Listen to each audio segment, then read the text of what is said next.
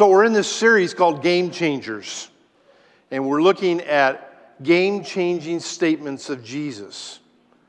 And so it's made me think a lot about some of the game changers that we've seen in our culture over the past 30 years. I'm going to say something, and what I want you to do, and some of it will be on the screen, I want you to repeat after me.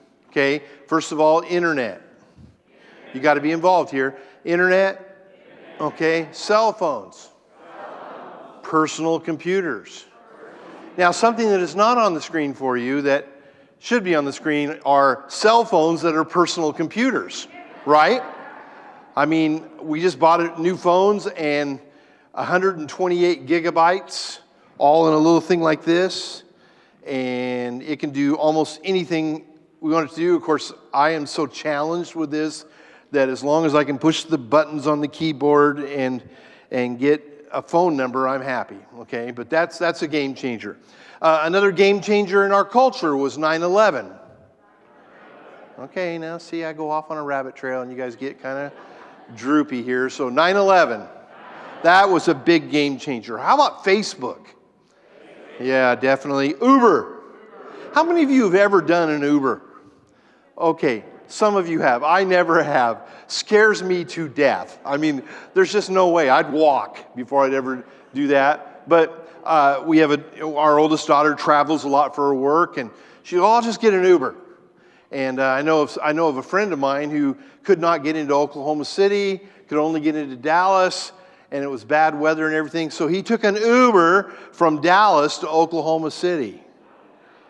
Now listen, before you go, that was crazy. It cost him $125, which probably was less than what he could have rented a car for one way. The only problem was the Uber driver didn't know where Oklahoma City was. So this was a complication, kind of thing. But this is a big game changer for the transportation industry. So another transportation-oriented game changer. It's not on your list on the screen, but now you walk into almost any restaurant, and what does it say on the front door? We will deliver. Even Taco Bell will deliver. Now, Taco Bell delivered is horrific, okay, when you think about it. It can't be hot. It's nasty when it's warm, most of the time. So it's like I see that and go, no, I don't think so. And I tried to talk Pam into Taco Bell once. I'll go down and get it and bring it home. And she just looked at me and she goes, no. That's not going to work. But, so transportation's really changed a lot. Amazon, say it. Amazon. Has that changed? Lots of things. Some of you are Amazon freaks, and you're on there, and you've got Prime and free shipping. I don't understand all that stuff, but, our kids do most of their shopping on Amazon, now. Now, that's had a dramatic impact on our culture, hasn't it? You think about all the brick and mortar stores that have kind of disappeared now because of why? Because of Amazon, the big bad Amazon. Or Google. Okay, now you can, say it again. Google. Just Google it, right? Google has changed preaching. Now, when I sit in a computer and I got my Bible here and I'm thinking about a verse and I got a couple words in my brain about a verse, you know what I do? In order to find out where it is, I Google it. I just like that, there it pops right up. Then I can turn to the verse and kind of look at it, which I try to be disciplined and do that. But Google has helped me a lot, speed me up just a little bit, which is really good. Well, there's lots of things like that. And think about this. All of those things happened in the last 25 to 30 years. The pace of change is so fast now that they say that what took 20 years to change, in the next 10 years will change, and it will be 5 years after that, and then every year you'll have this amount of change in this world. And sometimes you just want to scream and say, let me get off, don't you? Because there's so much that's changing, and I kind of worry about that with my kids and my grandkids and so forth. What kind of world are they going to experience? But before we talk about how fast the pace of change is, in 1990, 2000, 2010s, and now into 2020s, we're looking at these statements of Jesus, and he made a bunch of game-changing statements all in the span of 3 years. And it radically changed the world. So when you begin to think, oh, it's too much, just think about Jesus' disciples when they were hearing things and when the religious people were hearing things and they were going, well, how did that change? And when did that change? Well, that's just happened in the last couple of years because Jesus started talking about it and it changed. He set everything upside down. And what we've said is that some of these statements are radical. Some of them are unheard of. Most of them have never even been thought of by the religious people in the first century. Now, we have the benefit of looking back over the last 2,000 years, and we read the Bible, and we see all these things, and we think, well, it's always been that way. But it really hasn't always been that way. And I want you to turn to Luke chapter 10. We're going to look at our second statement here today. Last week, we looked at Luke 9:23, and Jesus said, if anyone wants to come after me, you don't have to keep a bunch of rules and checklists and all that kind of stuff. All you need to do is deny yourself, take up your cross daily, and follow me. And we defined what it meant to take up your cross, what it meant to deny yourself, and what it meant to follow. That was radical, and it was unheard of kind of stuff. But Jesus meant it, and he said it over and over and over again, that this is how you're going to follow me. And that was so different than all the religious people in his day. And today we come to this next chapter in Luke 10, and it starts in verse 25. We'll just read it all, and then I'll kind of dissect it for you. And some of this will be very familiar to you, but maybe the application will challenge you just a little bit. On one occasion, in verse 25, an expert in the law stood up to test Jesus. Teacher, he asked, what must I do to inherit eternal life? Now let's stop there. I think I'll just go through this and kind of do the dissecting as we go through. Okay, first of all, expert in the law. Some versions will say a lawyer, okay?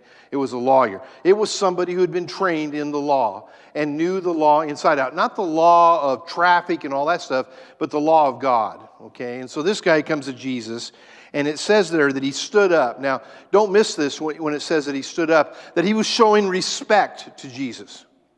He wasn't just sitting back in the recliner going, hey, I got a question. Instead, he stood up, because that's what you did when you addressed somebody who was a teacher in one way or another. And then it says that he stood up to do what? To test Jesus. Okay? Now, there's the motive between all this. The motive is that he wants to trap Jesus in his teaching. And I think that there's more selfish motives that this guy has. I think he wants to trap Jesus, and then he wants to go back to his religious buddies and say, I nailed him to the wall. I got him. He's not consistent, or he doesn't say the right things, doesn't follow the law right. I think that's kind of what was motivating him in his heart during that time. And then he says, what must I do to inherit eternal life? Now, that is a good question, isn't it? I could see Jesus going, that's a really good question. And I don't know about you, but when you're in a classroom setting or in a group of something and you've got a question, you hope that the teacher that you're trying to get information from will affirm your question by saying something. I remember this being in Bible college a lot, and I had lots of questions because I was new and I had no idea what all this Christianity stuff was about. And I can remember one professor, a guy by the name of Seth Wilson, who was about this tall, gray hair, started the college, smarter than all of us combined and everything. And he plowed into John chapter 3, talking about being born of the water and the Spirit. And he talked about how being born of the water meant that you were baptized, and being born of the Spirit meant the indwelling of the Holy Spirit. And I remember just going, no, that's not what I was told. And so I raised my hand, and then I stood up, and I said, I don't think it means that. Now, this was like the second day in class. And I had friends who were just acquaintances. They didn't know who I was. I was the new guy. It was in January.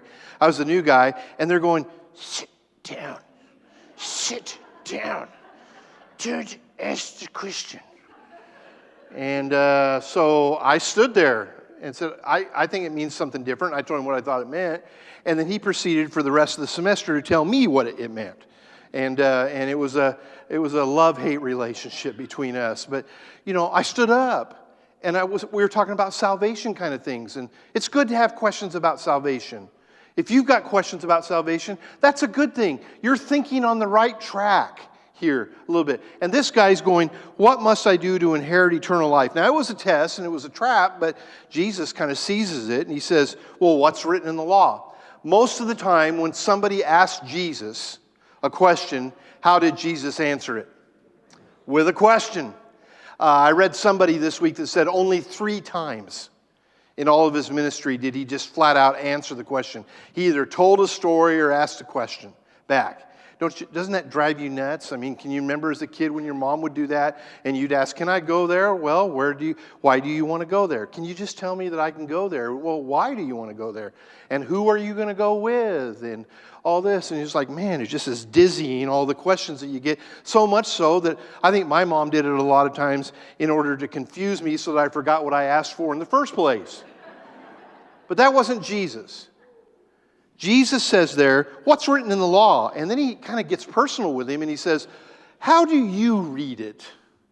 And so the lawyer gets a chance now to expound in front of whoever's there, Jesus and the disciples for sure.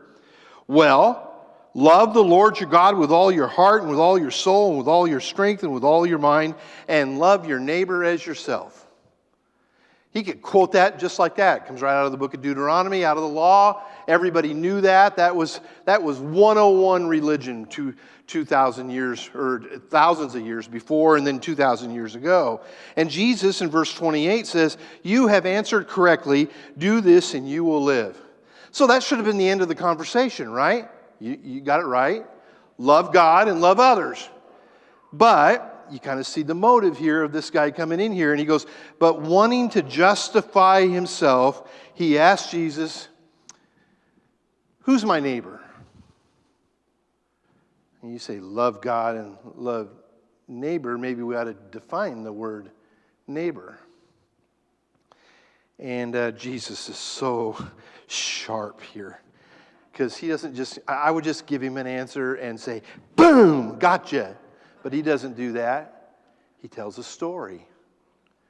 He says a certain man was going down from Jerusalem to Jericho.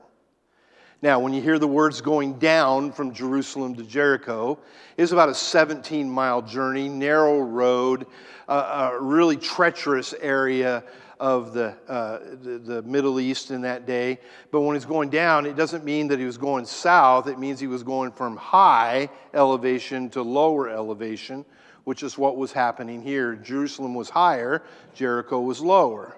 A man was going down from Jerusalem to Jericho when he was attacked by robbers. No surprise there, the Jericho Road was known as the Robbers' Road. Okay, so this was not a surprise that this would happen. And it says that they stripped him of his clothes and beat him and went away, leaving him half dead. Verse 31, a priest happened to be going down the same road, and when he saw the man, he passed by on the other side. And so a Levite, when he came to the place and saw him, passed by on the other side. Now stop right there for a second. You got a priest, you got a Levite. Priest probably was in Jerusalem being ceremonially cleansed in order to go back and do his functions in Jericho. And so he had to be cleansed. He had to be away from Gentiles and all kinds of other things that went on. That usually was a 4 to 7 day process. So here's this priest who's on the road and he sees this guy. And the one thing he remembers from all of his training is you don't want to touch somebody who's dead or even close to dead. That would be a bad deal. And he's probably thinking, I got people waiting for me in Jericho. I've been cleansed. I need to stay on the path. And so I'm just going to keep on going. Meanwhile, this guy is dying over here on the side of the road. Then it says that a Levite came. Now, the best way to describe a Levite, I heard a guy do this and I thought it was really good. They're JV priests. Kind of JV priests. They're not quite up there with priests yet, but they're kind of the JV, the junior varsity. And so in a way, this Levite, and they had all kinds of rules about what they could do and touch and be involved in and so forth. He sees that this guy is alongside the road. And I don't wonder if he wasn't very far behind the priest and thought, well, if the priest isn't going to stop, I'm sure not going to stop. If the varsity doesn't stop, the JV is not going to stop. And so he keeps going. And then it says in verse 33, but a Samaritan, as he traveled, came where the man was, and when he saw him, he took pity on him, and he went to him and bandaged his wounds, pouring on oil and wine. And then he put the man on his own donkey, brought him to an inn, and took care of him. And the next day he took out 2 denarii and gave them to the innkeeper. Look after him, he said, and when I return, I will reimburse you for any extra expense that you have. Let's stop there for a second. What did the Samaritan do that the Levite and the priest didn't do? These are in your notes. You can fill these in your blanks there if you want.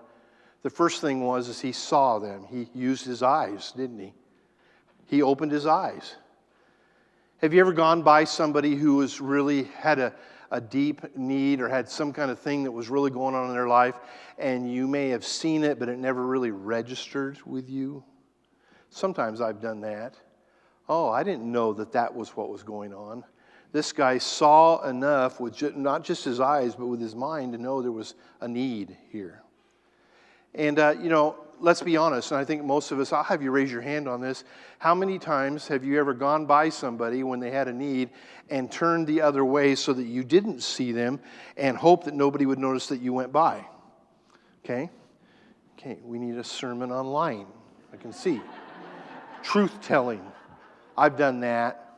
I've done that where I just kind of turn the other way and keep on moving and hope nobody notices. And sometimes people notice, sometimes they don't. God gave you 2 eyes. And one of the reasons that he gave you 2 eyes, I believe, was not so you could just gaze into the eyeballs of your love or look at a new baby that's coming and say, oh, she's so pretty. But I think those 2 eyes in your head are also the gateways to making sure that you can meet the needs of other people. And it starts right here. And so we need to keep our eyes open.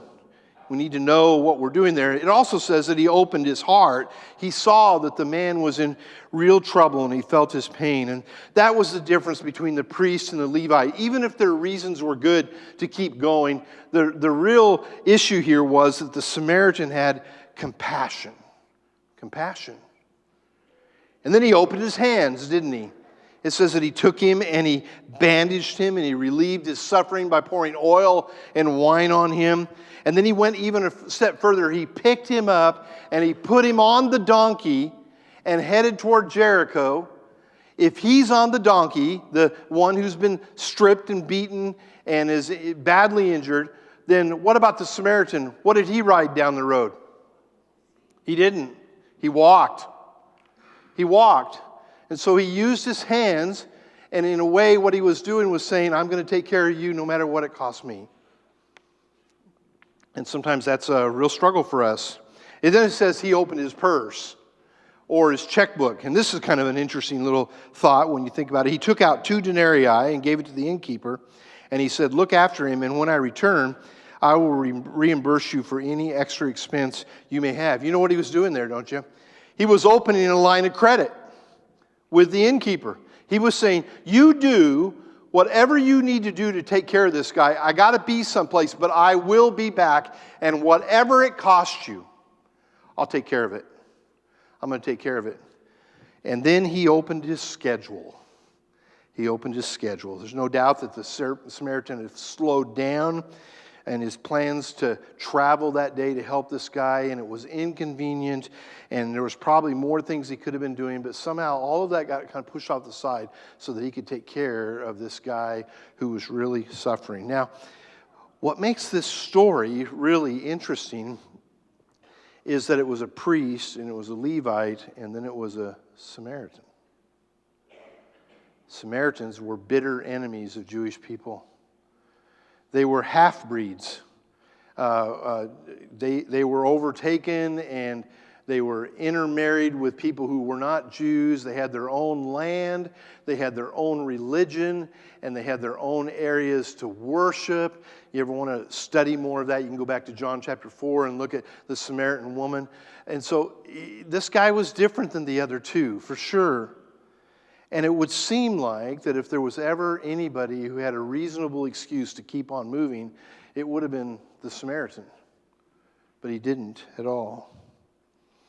And then Jesus does this thing in verse 37 or 36. Which of these three do you think was a neighbor to the man who fell into the hands of the robbers? Was it the priest? This is where you would say no. No. Thank you, Steve. Appreciate it. Okay. Was it the priest? No. Was it the JV priest, the Levite? No, it wasn't. It was the Samaritan. But notice what he does here. He does not call them by their titles. The lawyer doesn't. It says the expert in the law replied, the one who had mercy on him. Listen to me for a second. Your title doesn't mean anything when it comes to helping somebody who is broken down alongside the road and is in trouble. And you can throw your title around. You can say, well, I'm special because I'm this guy or that guy, or I'm a preacher, or whatever you want to say. But the fact is, if you will stop and help somebody who has a need, that's really what they want to know. Because that reveals your heart, not your title. And I think sometimes we get really enamored with our titles. Well, I'm a preacher. And I've learned over the years, this is what 30 years will do you of saying that, I've learned not to say I'm a preacher every time I get a chance, okay? Like when I get on a plane. The worst time to ever say that you're a preacher is when you're sitting next to somebody and they ask you, what do you do? And you say, well, I'm a preacher. And they're looking for another seat, okay? Because they are a captive audience. I traveled once with my good friend up in Owasso who was an undertaker, and he got one seat, I got the other, had a guy right in the middle. They said, what are you? And I said, I'm a preacher. He asked, what are you? I'm an undertaker. That guy thought, this is a disaster.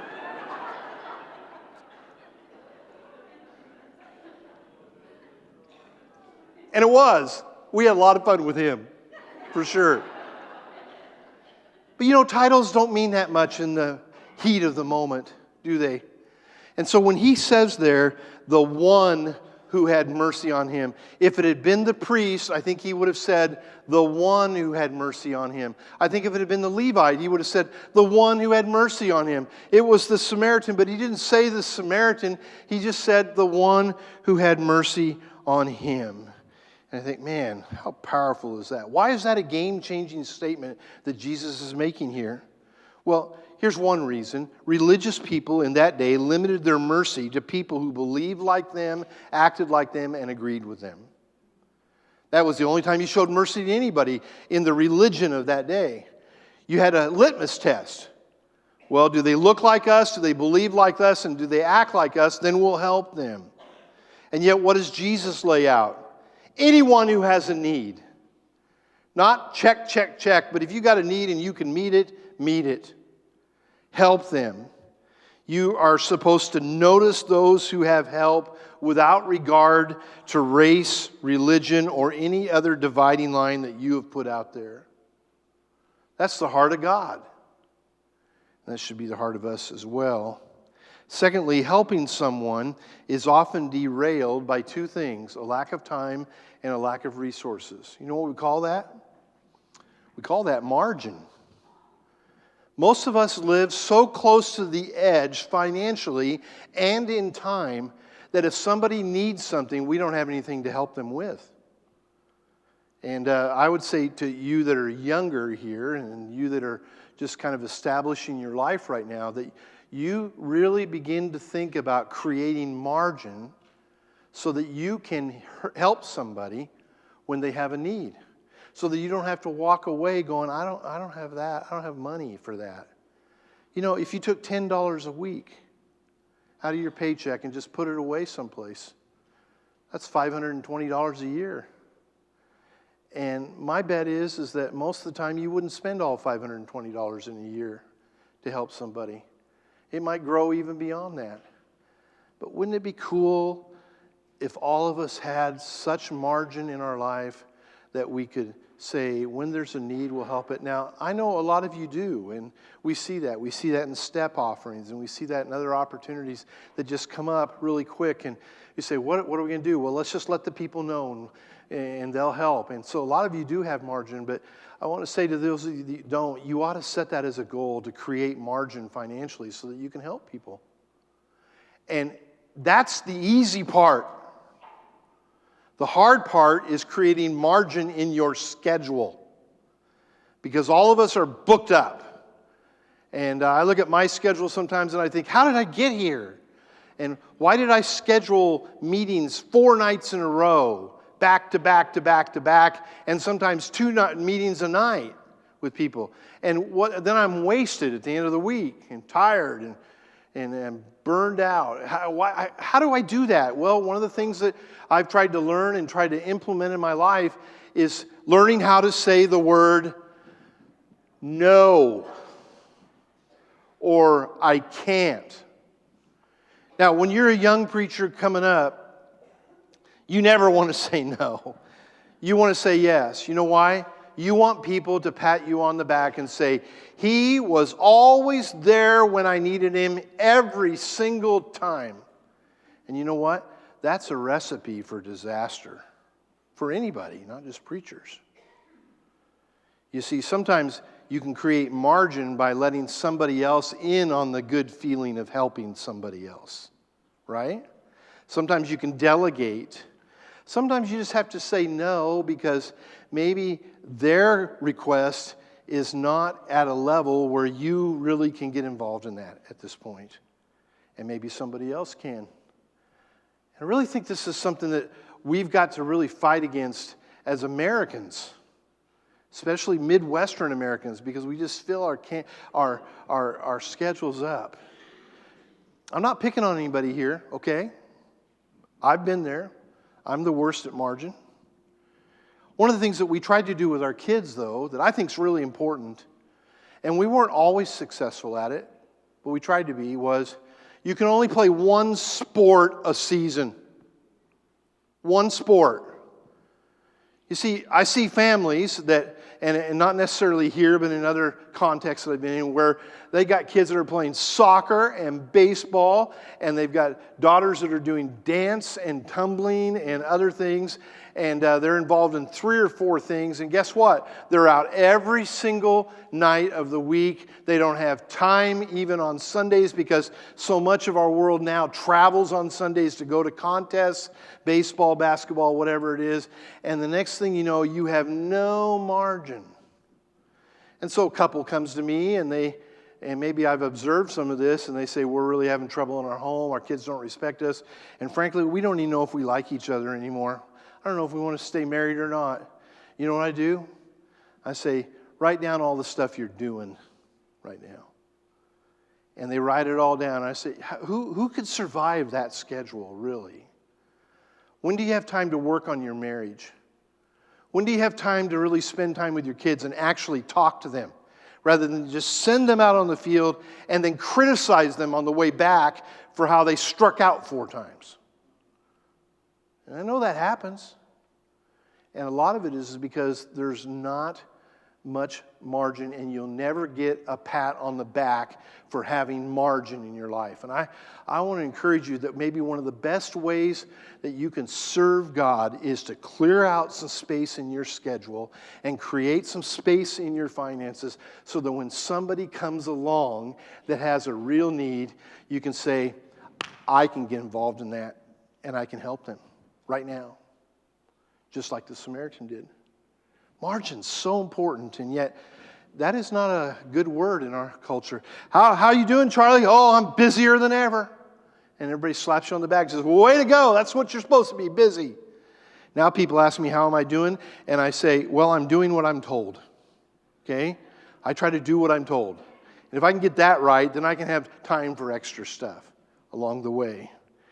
I think a lot of us don't live in the way of margin, and we live so close to the edge when it comes to our money and our time, and we schedule everything with obligations, and we spend all the money that we have, and maybe even more than we have. And Jesus is saying something really profound through this story.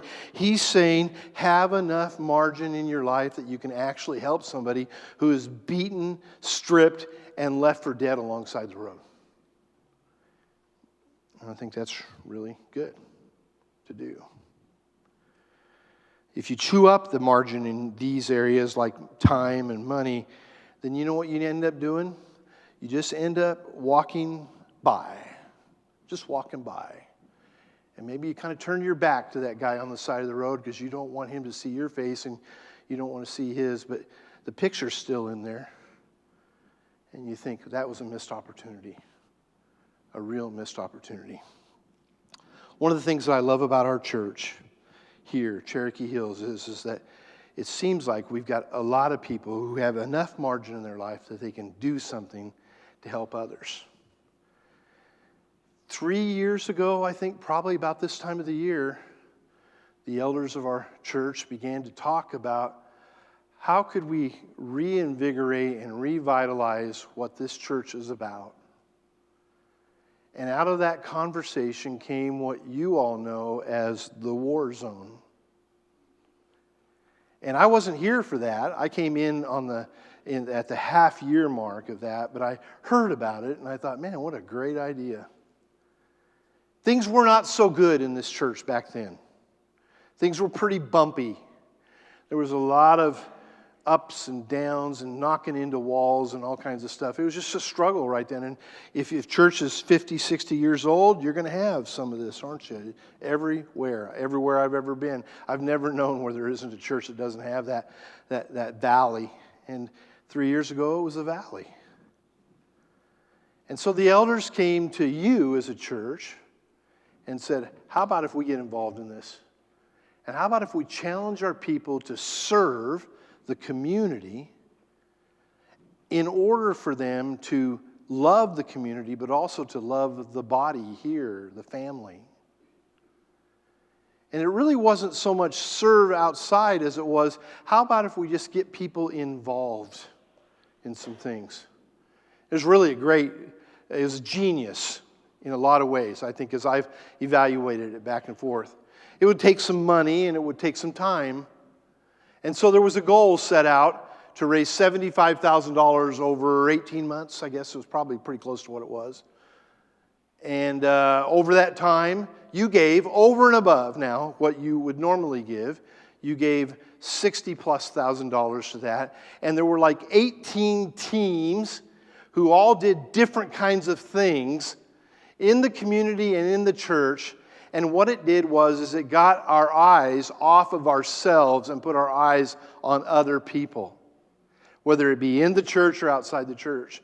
And so there were lots of things that happened. Story time up at Higher Grounds for little kids that would come in. Moms would bring kids in, and ladies would come in and read stories, and that was funded. And so they did that for a year and a half. I think about different things in the church, like the Easter egg hunt and VBS and all kinds of other things, that where the emphasis was not so much on the money, but it was on getting people involved. And you know why that was important? Because it's what I said earlier. Money, you need margin for money, but honestly, that's not the hard part. It's the time. And that's where we struggle. But you all got involved, and so we had all these teams and had platoon leaders and all kinds of stuff going on. And it was cool. We had people going into the neighborhoods and welcoming new people into the neighborhoods with baskets. And through that, we had some people that actually came to church and said that's where their first introduction to this church was. We had block parties over in this neighborhood over here. And we got to know some of our neighbors, and we fed them.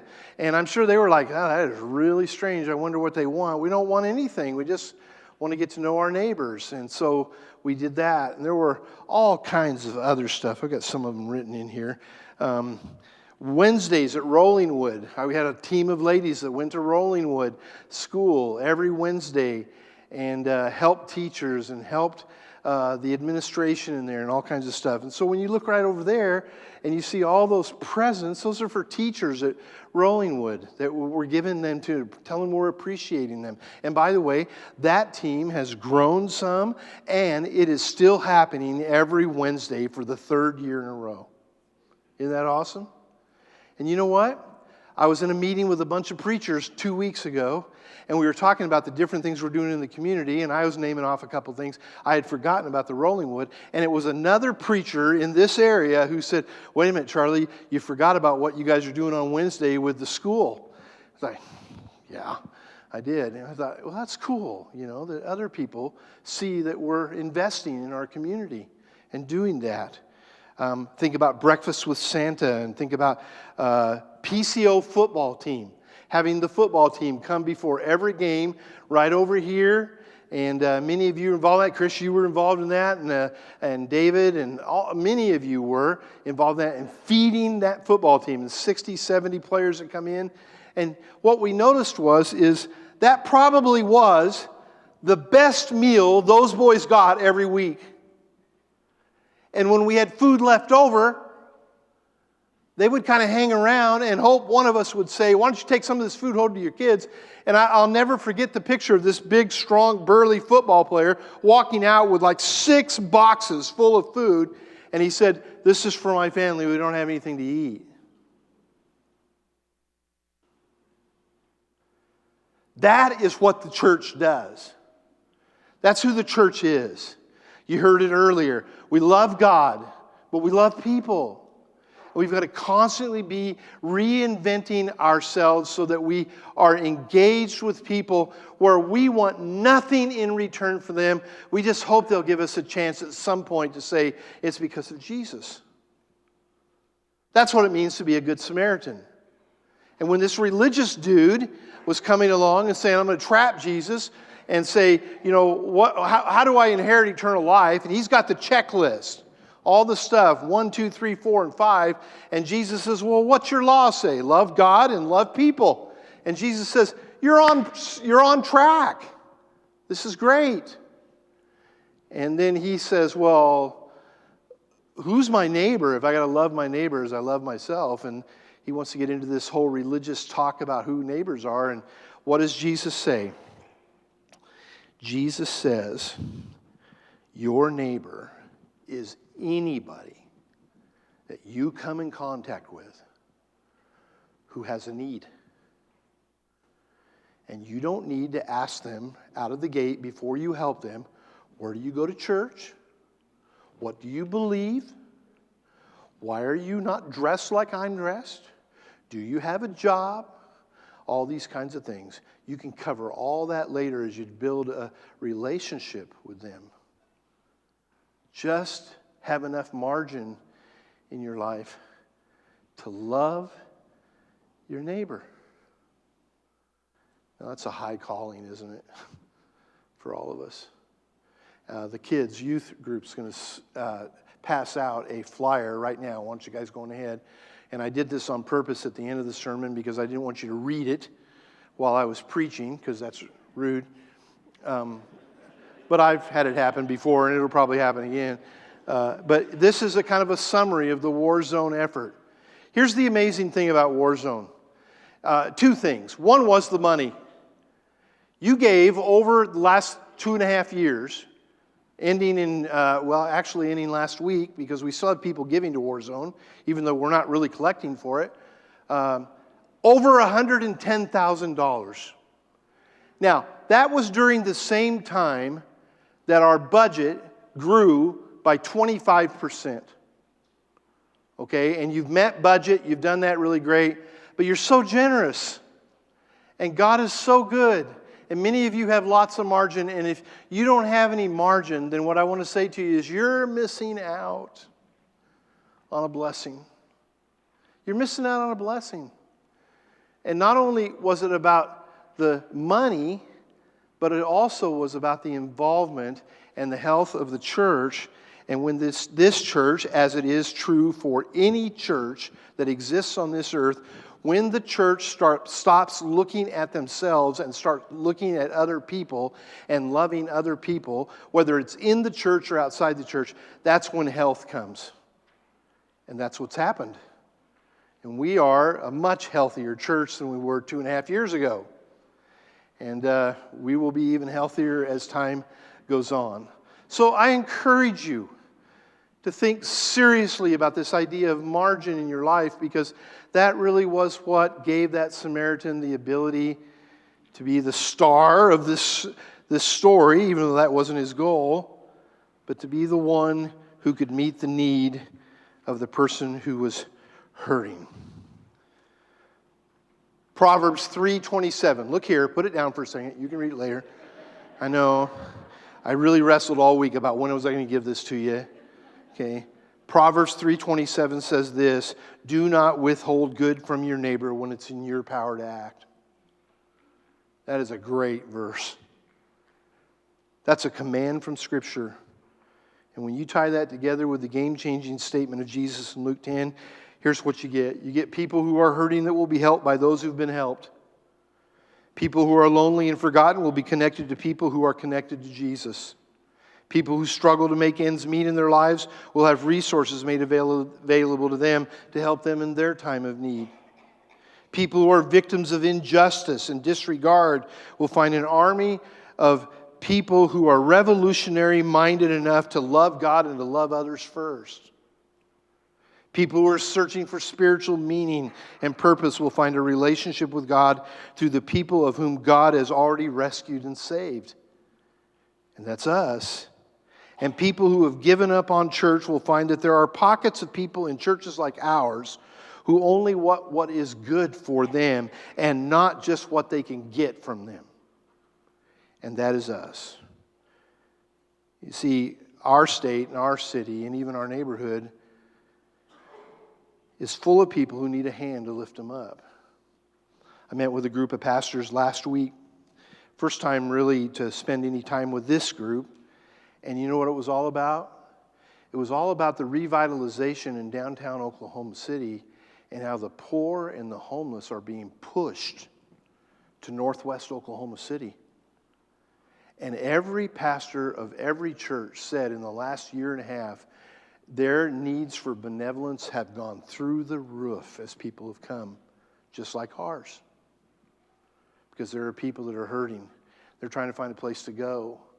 There's a shelter being built up in this part of the city that will help through city care, and it will help with this population of people that have no place to go, and they're living on the streets or living in the shade in the summer with our building and just sleeping at night. And this is happening in all of these churches.